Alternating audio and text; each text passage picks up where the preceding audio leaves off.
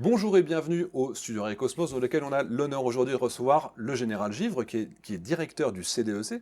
En général, bonjour. Bonjour. Qu'est-ce que c'est que le CDEC? En fait, c'est le Centre de doctrine et d'enseignement du commandement de l'armée de terre. C'est à la fois un laboratoire d'idées, également un organisme qui produit de la doctrine. La doctrine, c'est ce qu'on a, c'est à partir des observations qu'on a pu faire ou qu'on fait des conflits, mais également la doctrine, sont ces documents qui intègrent les nouvelles capacités. Par exemple, Scorpion. On fait aujourd'hui la doctrine Scorpion. On fait la doctrine sur les forces morales, sur les effets dans les champs immatériels. Et puis, le CDEC est également un organisme qui enseigne la pensée militaire et la doctrine, notamment aux officiers, puisqu'il y a 4 écoles sous mes ordres. Donc c'est-à-dire que le retour d'expérience, c'est le cœur de votre métier. Là, en ce moment, il y a quand même un conflit majeur en Europe. On va parler principalement de ce qui se passe en Ukraine. Est-ce que dans un premier temps, vous avez fait des constats sur la situation, si on se concentre d'abord sur la Russie? Est-ce qu'on a été étonné, par exemple, par la doctrine d'emploi des armes par la Russie? Oui, il y a eu plusieurs étonnements sur la Russie. Je pense collectivement, on a surestimé la Russie, en tout cas s'agissant de ses capacités conventionnelles. Terrestres, c'est évident, probablement en partie aérienne. Sur le côté naval, c'est plus difficile à estimer puisqu'il y a eu très peu de confrontations directes. Ce qui est très surprenant, ça a été finalement l'improvisation. Non pas dans la planification de l'opération, mais dans la conduite de l'opération. Les Russes, on peut dire, moi je dis, ont été forts dans la phase stratégique qui a précédé l'affrontement, dans la phase dite de compétition, de contestation. Ils ont été très forts, ils ont provoqué la discorde dans les opinions occidentales, d'où la déclaration du président de la République disant que l'OTAN était en mort cérébrale, c'était une réalité. Ils ont attaqué nos connectivités.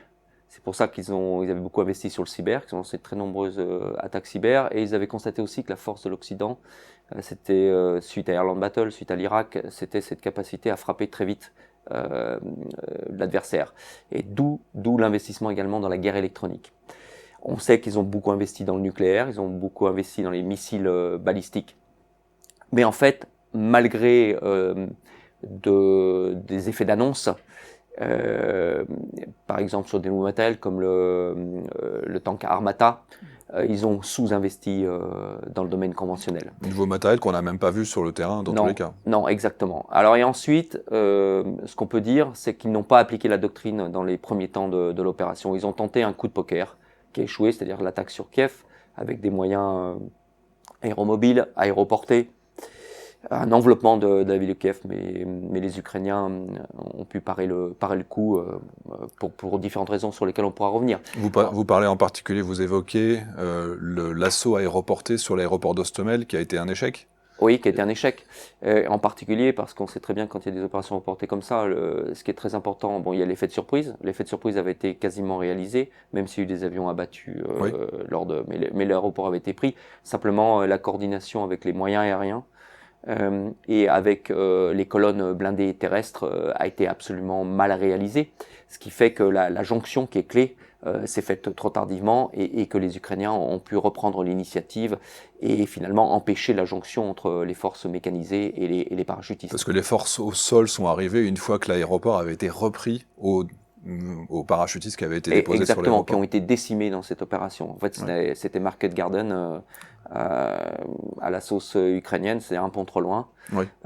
Et tout ça, probablement aussi, et c'est ce qui nous fait dire que les Russes ont sous-estimé les Ukrainiens et n'ont pas appliqué leur doctrine, c'est que les forces conventionnelles russes ont reçu leurs ordres au dernier moment, elles n'étaient pas prêtes à l'opération, elles pensaient que l'Ukraine allait tomber comme un fruit mûr. Et une partie des soldats engagés n'étaient même pas au courant qu'ils rentraient dans une guerre, c'est-à-dire qu'ils se déployaient aussi sans avoir été préparés, sans avoir reçu leur ration. Non, c'est allé très loin, c'est-à-dire que psychologiquement, je pense qu'encore une fois, ils ont sous-estimé les Ukrainiens, ils se sont surestimés. Donc à nous, attention de ne pas sous-estimer les Russes dorénavant et ne pas surestimer les Ukrainiens, mais ça c'est un autre sujet. Mais pour moi, c'était aussi révélateur, encore une fois, du sous-investissement sur les forces conventionnelles. En tout cas, les Russes se sont menti à eux-mêmes, ils se mentent beaucoup, y compris sur leur stock, y compris sur l'état des équipements, et ils mentent à leur hiérarchie. Il y avait un fort état d'impréparation, pas formel, Oui. mais sur le fond. Et ça correspond aussi à une philosophie du commandement, à une organisation qui n'était pas optimale. Les Russes se sont beaucoup menti à eux-mêmes. Ils ont probablement cherché à copier, ils nous ont cherché à nous copier parce qu'ils ont vu l'efficacité de l'organisation occidentale, notamment à travers l'Irak 2003 et déjà en 91. Mais ils l'ont copié en s'affranchissant de leur propre doctrine et sans avoir l'état d'esprit qui va avec ce genre d'organisation, notamment fondée sur la subsidiarité et l'initiative. Si on regarde une deuxième partie de la guerre, qui a commencé finalement pendant l'été dernier, on voit un retour d'un terme qu'on avait quasiment oublié, qui était la chair à canon. On voit par exemple Wagner, qui a réussi à mobiliser 50 000 prisonniers, et officiellement, d'après une ONG russe, il n'y en a déjà plus que 10 000 qui sont aptes au combat aujourd'hui. Donc on est sur des chiffres qui sont stratosphériques. Ce retour de la chair à canon, est-ce que c'est quelque chose qu'on avait anticipé? Est-ce que ça appartient encore à la doctrine russe? On ne peut pas dire que ça appartient à la doctrine russe. La doctrine russe qui lui appartient, et on l'a vu à partir de l'été 2022, quand il y a eu un rétablissement des équilibres, après l'échec tactique sur Kiev. En revanche, les Russes ont montré leur qualité dans leur capacité à se redéployer, comme on appelle ça, au niveau opératif. C'est-à-dire qu'ils ont fait une bascule d'efforts totale depuis la région de Kiev vers le Donbass. Les Russes, en fait, la doctrine russe, et c'est ce qu'ils appliquent dorénavant, c'est la doctrine de la domination d'abord par les feux. Je domine, j'écrase par les feux, et ensuite c'est le rouleau compresseur qui se met en branle, quel que soit le coût humain. Mais je peux pas, chair à canon, je pense que c'est excessif. Simplement, ce qui se passe aussi, ce qu'il faut bien constater, c'est que les forces ukrainiennes sont retranchées. Les positions, notamment dans le Donbass, sont très bien préparées, très bien protégées. Et c'est là où on voit aussi que, bien sûr, il faut dominer par les feux, c'est absolument clé, mais qu'ensuite, l'exploitation n'est possible que par l'infanterie et par les chars. Or, les feux ne parviennent pas à neutraliser l'ensemble des positions défensives, et notamment dans les zones urbaines, quand vous devez attaquer, il vous faut une masse d'hommes, et quoi qu'il en soit, c'est coûteux. On l'avait un peu perdu de vue, parce que la dernière grande bataille urbaine par des forces occidentales, c'est Fallujah. Oui. Les Américains avaient connu des pertes importantes, mais bien sûr pas à la hauteur des centaines et des centaines d'hommes, voire des milliers d'hommes de Wagner, qui notamment sont étrillés dans Bakhmout, où les Ukrainiens avaient été étrillés dans Mariupol. Mais on avait vu ça, malheureusement, pour la reprise du nord de l'Irak. Et là, les combats ont été très sanglants pour les forces régulières irakiennes.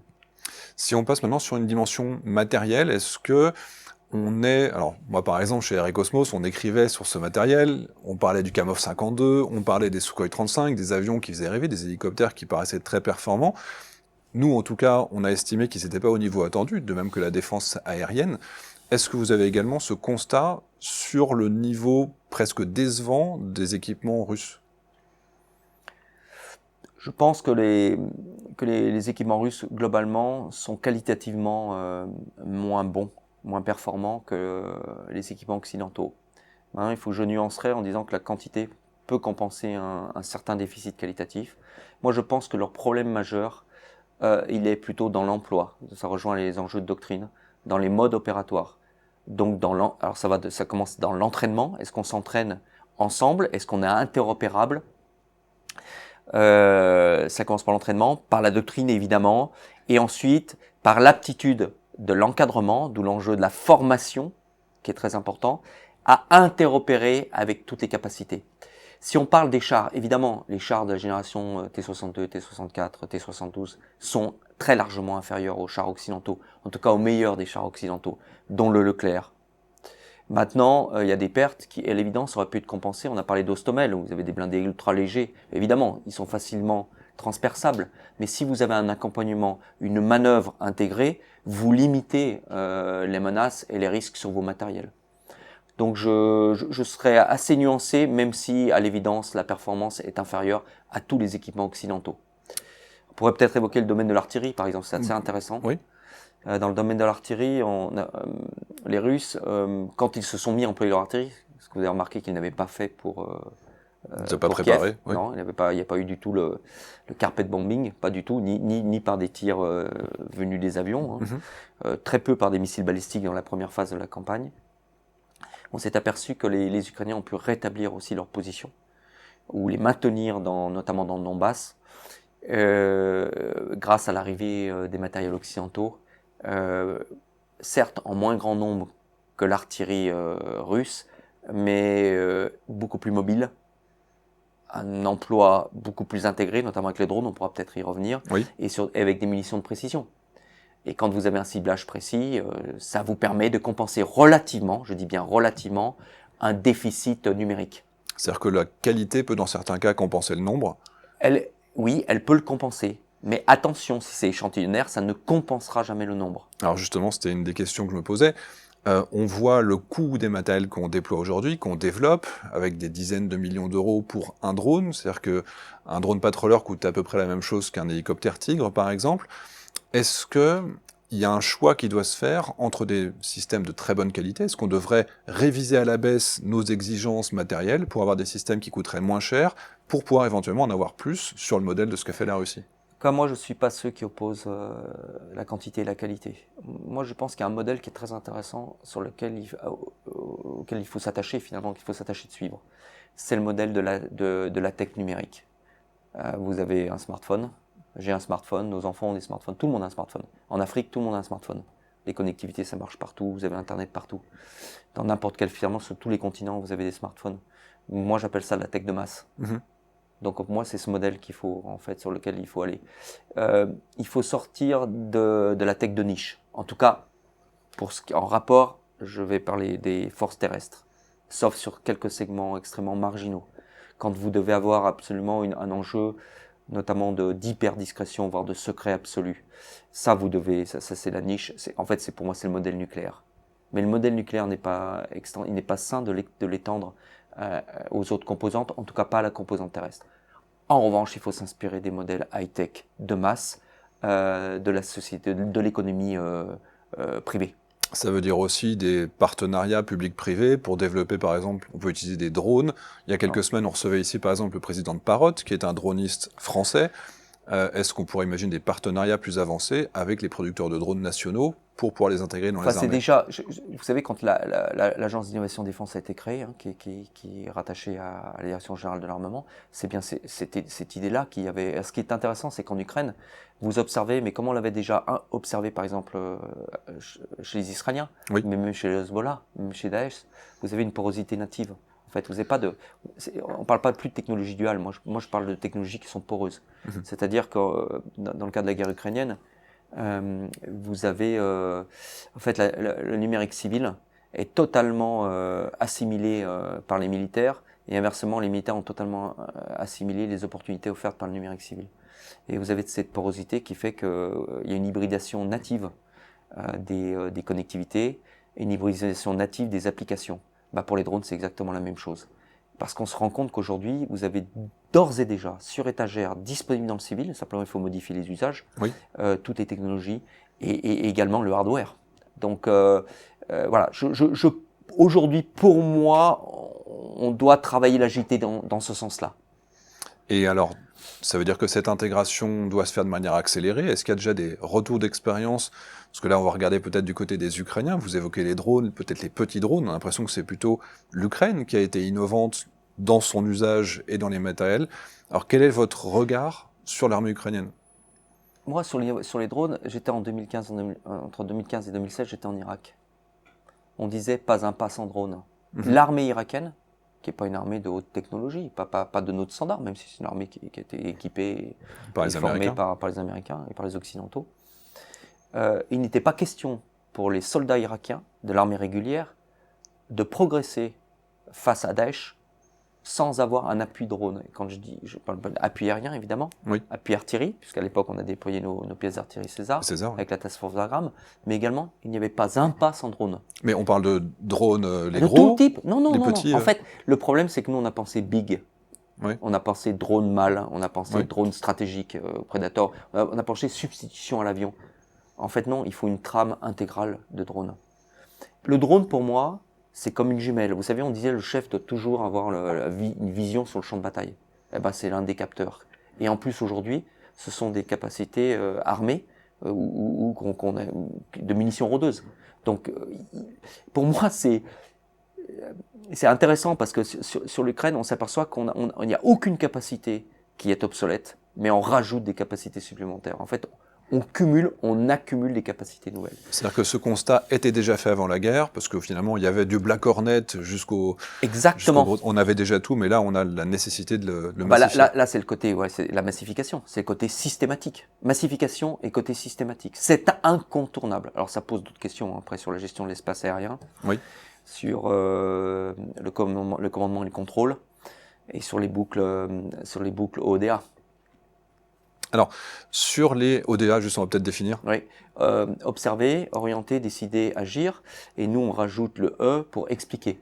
C'est la dimension garde l'information qui fait partie de cette boucle automatiquement.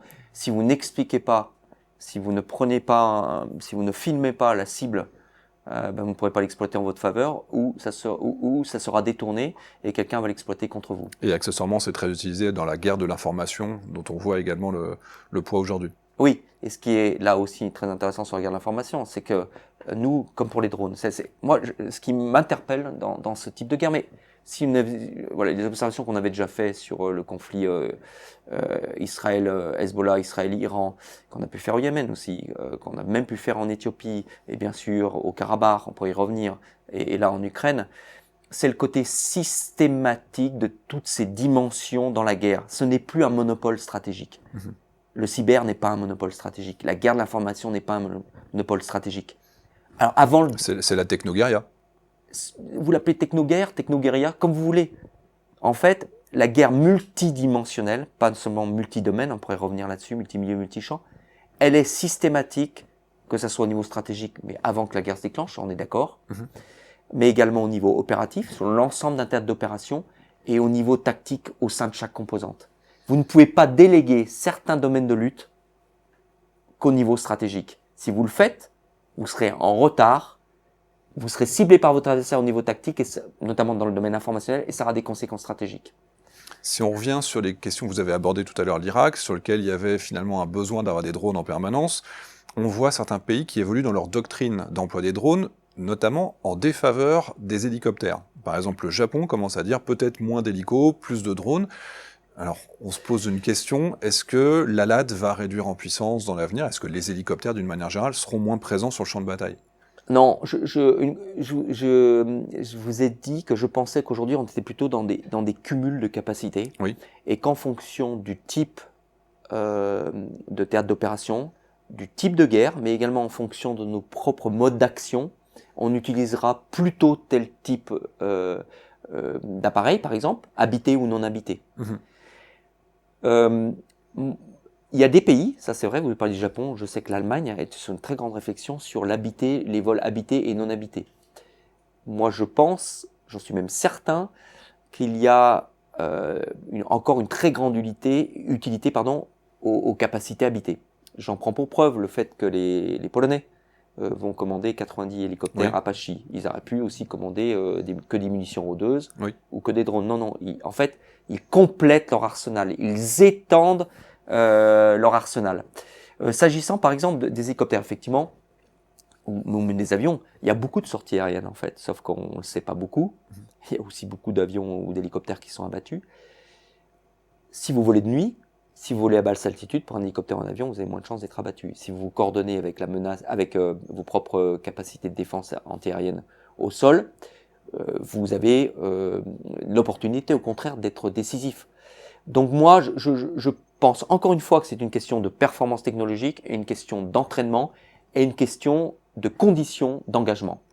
On a le même sujet pour les chars d'assaut, par exemple. Bien sûr, mais ça veut dire qu'on récupère de la masse peut-être par les drones, mais dans tous les cas, on garde la latte. Oui. Alors, y compris dans un conflit type ukrainien, on voit des raids aéromobiles. Il est possible de les conduire, mais encore faut-il qu'on ait les capacités, l'entraînement et la technologie pour le faire, et l'intégration interarmée. Et puis vous avez toute une autre série de types de conflits dans lesquels, où là, vous avez la supériorité aérienne, dans lequel l'hélicoptère est absolument indispensable. Et c'est une particularité de notre observation, c'est que bien sûr l'Ukraine est très dimensionnante, c'est une occurrence qui pourrait se reproduire, on a vu des similarités ailleurs, notamment en Syrie, mais on a d'autres types de conflits dans lesquels on ne serait pas exactement dans les mêmes conditions. Vous avez évoqué très brièvement les chars. Alors, je vais vous Oui. poser une question que j'avais posée une première fois au général Richoux. Est-ce que le char de bataille est mort en Ukraine? Voilà, Vu le nombre, les 1800 chars perdus. le président Zelensky vous a donné la réponse, Oui. puisqu'il réclame à corps et à cri des chars. Non, pour plusieurs raisons. Quand vous regardez la définition, penchez sur la définition du char, c'est porter le feu sous protection. Donc vous avez un canon, vous avez une chenille ou une roue qui vous permet de la mobilité, notamment tactique, c'est-à-dire sur les terrains les plus difficiles, et puis vous êtes sous protection.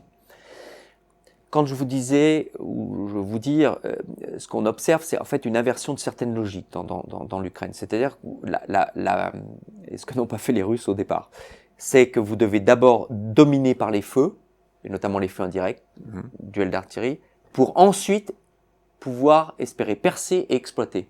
Mais vous ne percerez pas, vous n'exploiterez pas qu'avec la seule artillerie.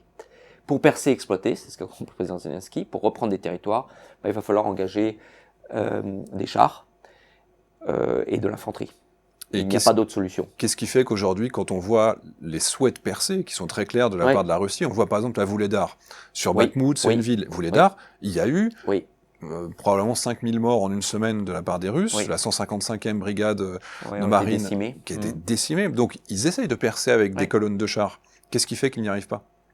C'est qu'ils n'y arrivent pas parce que les défenses ukrainiennes sont très, très fortes, parce que les Ukrainiens ont une artillerie aujourd'hui très performante, parce que leur infanterie est pas très bien protégée, parce qu'ils ont des drones qui les renseignent parfaitement, parce qu'ils ciblent plus rapidement les Russes, et parce que les Russes manquent probablement encore d'agilité tactique. Ça, on pourrait rediscuter, c'est un problème plus de philosophie, de culture militaire. Voilà, s'agissant une nouvelle fois des chars, mais c'est comme pour toutes les capacités. L'artillerie, si vous n'êtes pas mobile, si vous n'avez pas de capacité de renseignement à l'avant, vous n'avez pas vos drones, vous allez peut-être frapper l'adversaire, mais il y a une pièce d'artillerie adverse qui va vous frapper plus vite. Donc en fait, encore une fois, c'est pas la question de la qualité des équipements est importante, puis c'est surtout la question de la manière dont vous les mettez en œuvre. Un char tout seul, il est vulnérable à la techno-guérilla ukrainienne, c'est toute la première phase. Maintenant, si vous construisez votre manœuvre correctement, si vous êtes audacieux, si vous faites interagir les capacités interarmes, vous les combinez bien, puis idéalement d'autres capacités interarmées, vous avez beaucoup plus de chances de percer. Donc vous pensez que les brigades standards OTAN qui sont en train d'être créées en Ukraine pourraient réussir à avoir les mêmes percées telles qu'on l'a vu entre septembre et novembre? Oui. Il y a trois caractéristiques qui font la supériorité opérationnelle. Il y a les forces conceptuelles, les modes d'action, comment je construis ma manœuvre. Ça, l'OTAN, je pense qu'on est plutôt fort. Mais derrière, il faut aussi qu'il y ait une culture du pays à l'initiative, accepter l'initiative, sortir de la verticalité, être beaucoup plus en mode horizontal. Ça veut dire l'initiative qui peut venir du terrain et pas simplement non, et pas simplement de la plus haute autorité. Ensuite, vous avez les forces morales, pour y revenir. Est-ce que pour quelle cause vous vous battez? Quel est le sens de l'action? Donc ça se cultive. C'est la résilience nationale, c'est le mouvement de résistance nationale ukrainien, c'est je défends mon sol, je sais pourquoi je me bats, je sais pourquoi éventuellement je peux mourir. Et le moral c'est exactement, c'est le moral. Et ensuite, vous avez les forces matérielles et physiques. C'est le nombre, c'est le niveau de formation et c'est la qualité des équipements comme des personnes. Et on voit bien que si vous analysez ce qui se passe chez les Ukrainiens ou chez les Russes, il y a des différences. Et vous avez quand même, vous parliez des combats en zone urbaine, à Soledar, Bakhmout, vous avez quand même une question d'arithmétique, une question mathématique. Oui. Alors j'emploie rarement ce terme, mais il y a un moment, c'est physique. Pour prendre une ville, on sait qu'il faut être au moins 8 contre 1. Je ne suis pas sûr que le rapport de force soit aussi favorable aujourd'hui aux Russes. Sur les évolutions de la doctrine, donc on a évoqué qu'il y a énormément de domaines dans lesquels il y a du retour d'expérience. Est-ce qu'on a déjà fait aujourd'hui évoluer la doctrine d'emploi des armes par la France, en tout cas pour l'armée de terre que vous représentez, au regard de ce qui s'est passé en Ukraine? Oui, et notamment aujourd'hui, ce qu'on observe, c'est il y a une dimension multidimensionnelle du combat. C'est-à-dire que, pas simplement au niveau stratégique. Au niveau stratégique, on l'avait compris, ce qu'on appelle le M2MC. Alors nous, on a rajouté le H pour humain, ce qui est important parce que c'est multimilieu, multichamp. Terre, air, mer, espace, cybernétique, informationnel. Nous, on y a rajouté le H, parce qu'on ne fait pas la guerre... À des machines, que c'est pas de machine contre machine, et que sur l'espace terrestre, il y a une population, et que cette population est à la fois un acteur de la guerre, en tant que capteur, voire même aller plus loin, Effecteur. un effecteur, exactement, puis également une cible. Donc si vous ne la prenez pas en compte, bah, vous pouvez être amené à conduire, voilà, comme les Russes, à faire le rouleau compresseur, etc. Mais nous, c'est inimaginable, ce ne sont pas nos valeurs, et on sait que notre légitimité immédiatement serait attaquée, et ce qui est parfaitement logique. Donc vous devez absolument prendre en compte une dimension humanitaire et une dimension, comme je dis, acteur-effecteur. C'est notamment la partie résilience et la partie derrière ça informationnelle. Ce qu'on observe nous au niveau tactique, c'est que donc on est dans une guerre multidimensionnelle.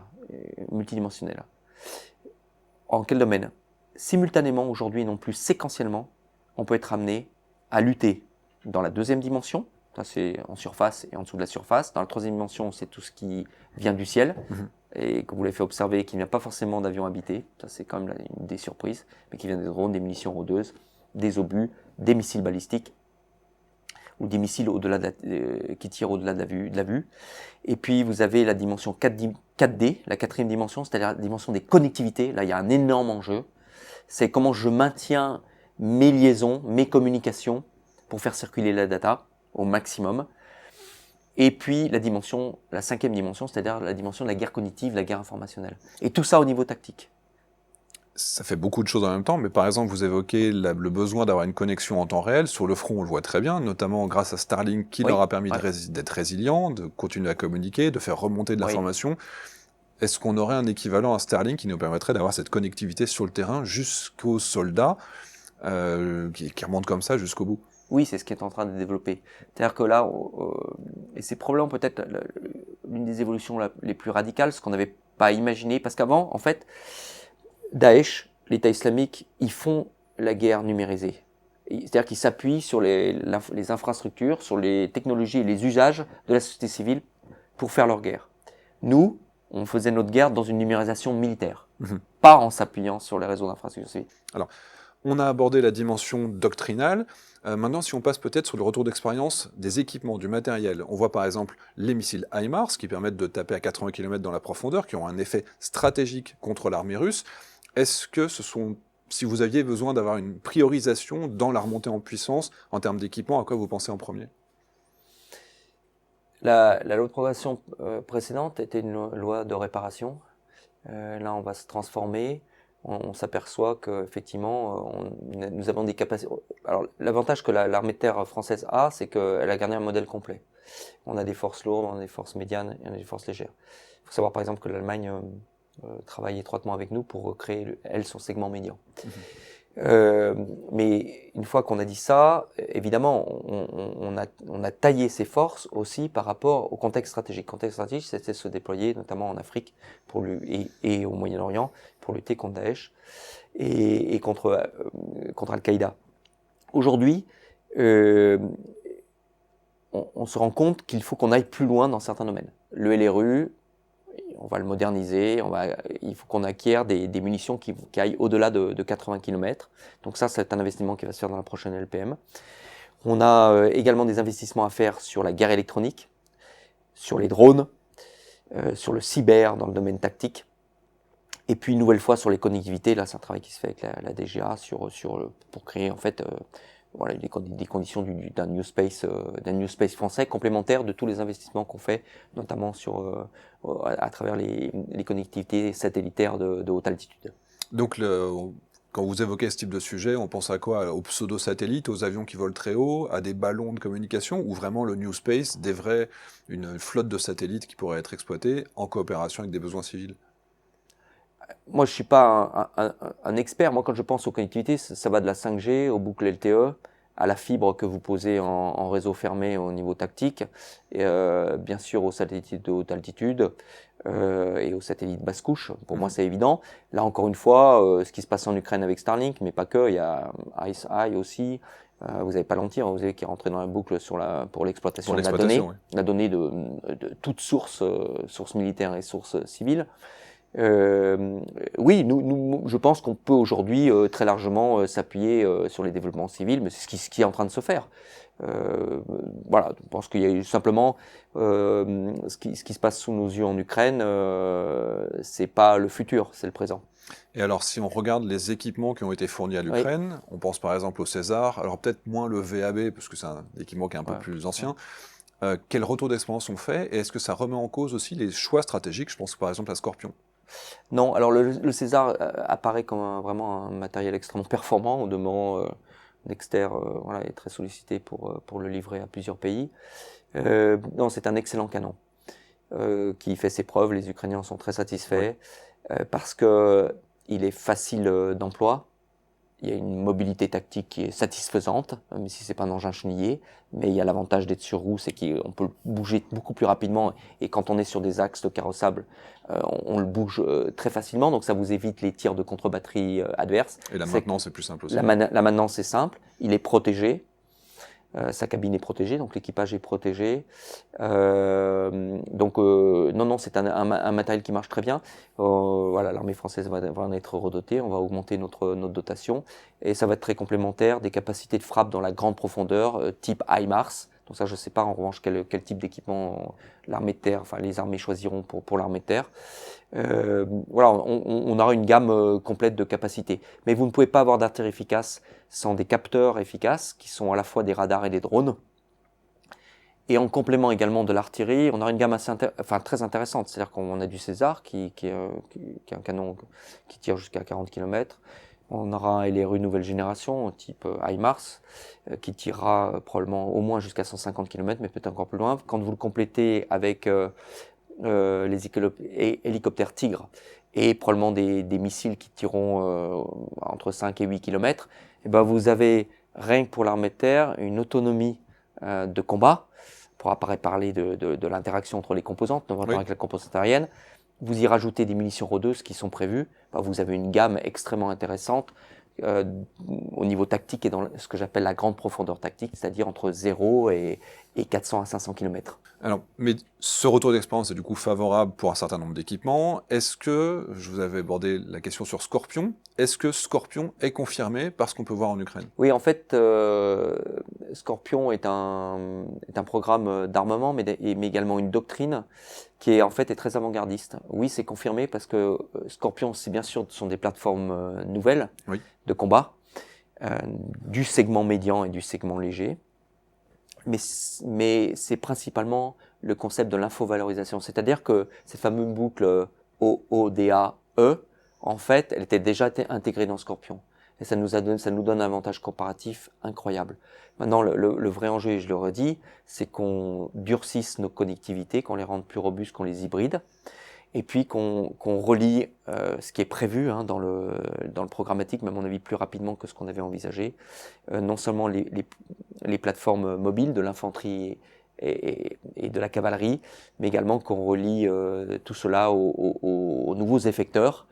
Vous avez parlé du LRU ou type HIMARS, à l'artillerie, aux hélicoptères de combat, aux drones et aux munitions rôdeuses. En fait, il faut qu'on élargisse et qu'on accélère ce concept. Donc on a posé les bonnes bases quand on a commencé à travailler sur Scorpion. Sachant que ce qui est intéressant, c'est que derrière Scorpion, il est prévu Titan, avec le Main Ground Combat System, qui sera peut-être franco-allemand, normalement franco-allemand, mais qui pourrait être encore différent, peu importe.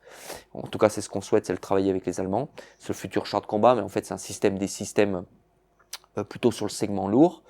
Et puis on a également les programmes Vulcain qui sont la robotisation, cette fois les robots, c'est-à-dire terrestres, pas les munitions rôdeuses ou les drones. Voilà, et là on est également, je pense qu'on est en avance à la fois conceptuellement et technologiquement. Voilà, et je pense que c'est même sûr, la nouvelle loi de programmation nous permettra d'aller plus loin encore dans le développement sur cet axe. Un dernier point, on a beaucoup regardé l'Ukraine. Il y a aussi au niveau mondial, au niveau informationnel, toutes les attaques, on peut voir même de la part de Wagner. Est-ce qu'on travaille également sur le domaine de la guerre hybride? Oui, on continue totalement de travailler dans ce domaine et dans la organisation à venir de l'armée de terre, on va créer un commandement de l'hybridité. D'accord. Ce qui est intéressant sur l'hybridité, c'est que en fait, elle prend de très nombreuses formes, et c'est logique quand on voit la définition de l'hybridité, c'est multiforme, protéiforme. On avait peut-être un peu trop rapidement pensé que l'hybridité, finalement, c'était un mode opératoire distinct des opérations conventionnelles, force spéciale, capacité standoff, cyber extrêmement stratégique, etc. Ça, c'est une forme d'hybridité qui existe, et un mode opératoire qui existe toujours, qui est au demeurant utilisé par les Russes. Aujourd'hui, on a une hybridité encore plus marquée pour moi, qui est adossée au conventionnel. En Ukraine, vous avez de l'hybridité qui est non pas menante, mais qui est concurrente autour des forces conventionnelles. Et vous avez la dimension proxy, qui est quand même qui prend une ampleur colossale, que vous retrouvez chez les Russes avec Wagner.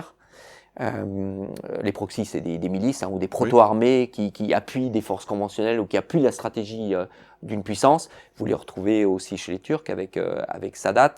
Et vous, bien sûr, vous avez les masterminds des proxys, c'est-à-dire le Hezbollah.